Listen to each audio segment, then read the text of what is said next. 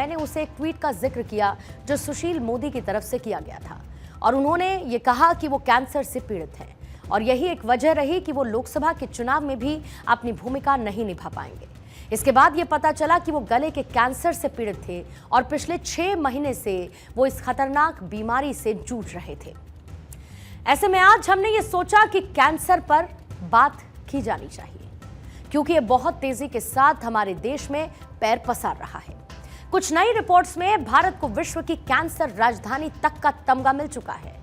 Report आती है कि एमडीएच और एवरेस्ट मसालों में कैंसर पैदा करने वाले रसायन हैं, लेकिन हमारे यहाँ नागरिकों की प्राथमिकताएं बिल्कुल अलग हैं।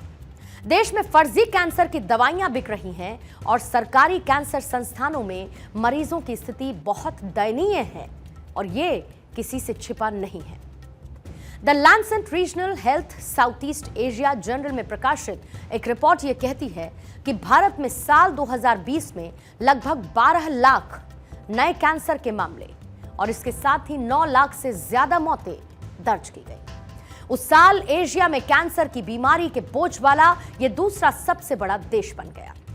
रिसर्चर्स का कहना है कि इस दशक के अंत तक देश में कैंसर के मामलों में 12% तक की वृद्धि की आशंका है, जिससे कैंसर का बोझ और अधिक बढ़ सकता है। शोधकर्ताओं ने बताया कि भारत, चीन और जापान के साथ साथ कैंसर के नए मामले और मौतों की संख्या के मामले में एशिया के 3 अग्रणी देशों में से एक है और भारत में महिलाओं में स्तन और इसके साथ ही सर्वाइकल कैंसर के मामले सबसे आम हैं, जबकि पुरुषों में फेफड़े, मुंह और इसके साथ ही प्रोस्टेट कैंसर का खतरा सबसे अधिक देखा जाता है। यहां पर चिंता की बात यह है कि अन्य देशों की तुलना में भारत का कैंसर निदान के लिए औसत आयु कम होने के बावजूद कैंसर की जांच दर काफी कम है। ज्यादातर रोगियों में कैंसर का पता ही आखिर के चरणों में ही चलता है, यानी कि आखिर की स्टेज में ही पता चलता है, जहां से रोग का उपचार बहुत कठिन हो जाता है। कैंसर मरीज का पूरा परिवार मानसिक, शारीरिक और वित्तीय रूप से पीड़ित होता है। कैंसर को हराया जा सकता है अगर सही समय पर इसे पकड़ा जाए और ऐसा करने के लिए हमें जागरूकता अभियान की बहुत सख्त जरूरत है।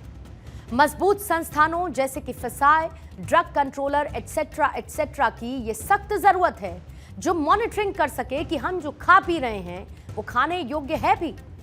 इसके साथ ही पॉलिटिकल विल का होना बहुत जरूरी है। कैंसर ट्रीटमेंट का एक प्रोटोकॉल होना चाहिए।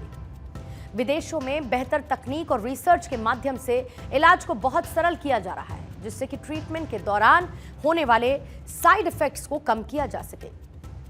इन ट्रीटमेंट्स को हमें अफोर्डेबल प्राइस में अपने देश में इंट्रोड्यूस करना चाहिए। कैंसर के इलाज के लिए रिसर्च एंड डेवलपमेंट के लिए एक बेहतर माहौल को तैयार किया जाना चाहिए, जिससे हम ब्रेन ड्रेन को रोक सकें, जो कि भारतीय विदेशों में इस क्षेत्र में काम कर रहे हैं। उनकी एक्सपर्टीज का हम फायदा उठा सकें और हम नए युवाओं को इस फील्ड में कार्य करने के लिए अट्रैक्ट कर सके, आकर्षित कर सके और ऐसी पॉलिसी पर काम करना चाहिए जो दवाइयां बहुत महंगी है। इसके साथ ही सेक्शन 84 के अंतर्गत सरकार को उन दवाइयों का जेनेरिक वर्जन बनाने का लाइसेंस देना चाहिए। ये मैं पेटेंट एक्ट की बात कर रही हूं और उसके सेक्शन की।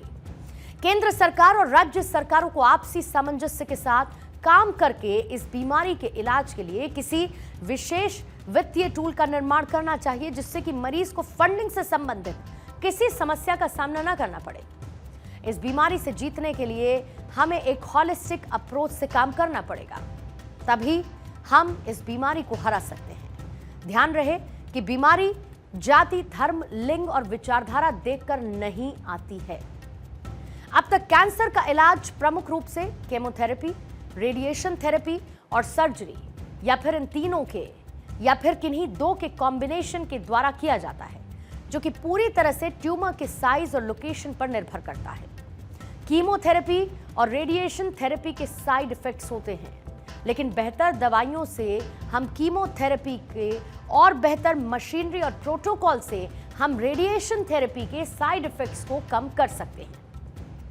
लेकिन अब इन तीनों प्रक्रियाओं के अलावा भी कई तरह के इलाज संभव हैं, जिसमें टारगेटेड थेरेपी और इम्यूनोथेरेपी से मरीजों का इलाज शुरू किया जा चुका है और तमाम तरह के इलाज अभी ट्रायल पर हैं, जिसमें 3 थेरेपीज और इसके साथ ही स्टेम सेल ट्रांसप्लांट प्रमुख है। सरकार को यह चाहिए कि देश में एडवांस ट्रीटमेंट की व्यवस्था की जाए, जिससे लोगों की जान समय रहते बचाई जा सके। विदेशों में कैंसर के इलाज में प्री, इसके साथ ही ड्यूरिंग और पोस्ट प्रोटोकॉल्स होते हैं। डॉक्टर्स का पैनल होता है, मरीज और उनके परिवार के साथ डिस्कशन करके प्रोसीजर को आगे बढ़ाया जाता है। लेकिन भारत के कुछ बड़े प्राइवेट अस्पतालों को अलग कर दिया जाए तो स्थिति बहुत भयावह है। मरीज और डॉक्टर्स के बीच कम्युनिकेशन गैप, ओवरबर्डन सिस्टम, जहां पर टेस्ट होने में और उसकी रिपोर्ट्स आने में महीनों लग जाते हैं। नर्सिंग स्टाफ के पास कैंसर पेशेंट की देखभाल करने की ट्रेनिंग का अभाव, मेडिसिन के रखरखाव में बायोसेफ्टी जैसी किसी चीज का ना होना, अस्पतालों में डॉक्टर्स और नर्सिंग स्टाफ का अभाव होना। असल में सब कुछ भगवान भरोसे चल रहा है। ऐसे ही हर लेवल पर तमाम गैप्स हैं।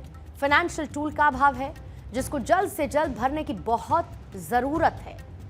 जब तक हम मिशन मोड पर आकर कैंसर के खिलाफ खुद को खड़ा नहीं करेंगे, तब तक ये बीमारी ऐसे ही बढ़ती रहेगी। जब तक हम रिसर्च एंड डेवलपमेंट में निवेश नहीं करेंगे, तब तक कैंसर ट्रीटमेंट में नए रास्ते ढूंढना मुमकिन नहीं होगा। और ये सब कुछ अब करना होगा। न सिर्फ करना होगा, बल्कि जल्दी करना होगा।